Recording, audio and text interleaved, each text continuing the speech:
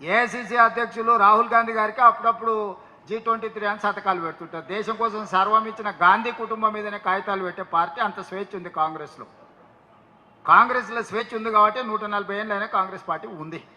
స్వేచ్ఛ లేకపోతే మిగతా రీజనల్ పార్టీ లాగా, జనతా పార్టీ లాగా, మిగతా పార్టీ లాగా ఎప్పుడో మూత పడుతుండే. ఇందులో అన్ని రకాల మనస్తత్వాలు ఉన్నోళ్ళు ఉంటారు. హిందువులలో ఎన్ని దేవతలు ఉండరు? ఎంతమంది దేవుళ్ళు? 3 కోట్లు ఉండరా? ఎందుకున్నాయి?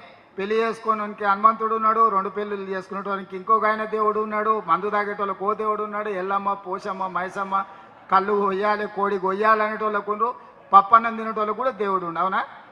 అన్ని రకాల దేవుళ్ళు ఉన్నారు. కాంగ్రెస్ పార్టీ కూడా అన్ని రకాల మనస్తత్వాలు ఉండే, అన్ని రకాల మనుషులను కలుపుకొని పోయే పార్టీ కాంగ్రెస్ పార్టీ. దేవుడి మీదనే మనకు ఏకాభిప్రాయం లేదు. ఒక ఆయన వెంకటేశ్వర స్వామికి మొక్తా అంటే, ఒక ఆయన ఆంజనేయ స్వామికి మొక్తా అంటాడు, ఒక ఆయన లేదు లేదు నేను అయ్యప్ప మాలేస్తాను, ఇంకొక ఆయన అంటే లేదు నేను శివమాలేస్తాను, మూడో ఆయన అంటాడు. అవునా? ఇవన్నీ మనం చూస్తున్నాం కదా. దేవుళ్ళ మీదనే మనకు ఏకాభిప్రాయం తీసుకురాలేకపోయినప్పుడు రాజకీయ నాయకుల మీద, జిల్లా అధ్యక్షుల మీద ఏకాభిప్రాయం ఉంటుందని నేను అనుకోను. కాకపోతే మంచి అభిప్రాయం అయితే ఉండాలి.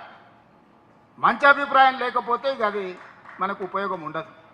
దయచేసి నిన్నటి వరకు మీరు ఎట్లున్నారని నేను అడగదలుచుకోలేదు. ఎన్నో ఏళ్ళ పరిణామ క్రమంలో కొందరు నచ్చుతారు, కొందరు నచ్చరు. ఒకసారి నమస్తే పెడితే పెట్టలేదను, మనం పెడితే వాడు పెట్టలేదని ఏవో చిన్న చిన్నవి ఉంటాయి.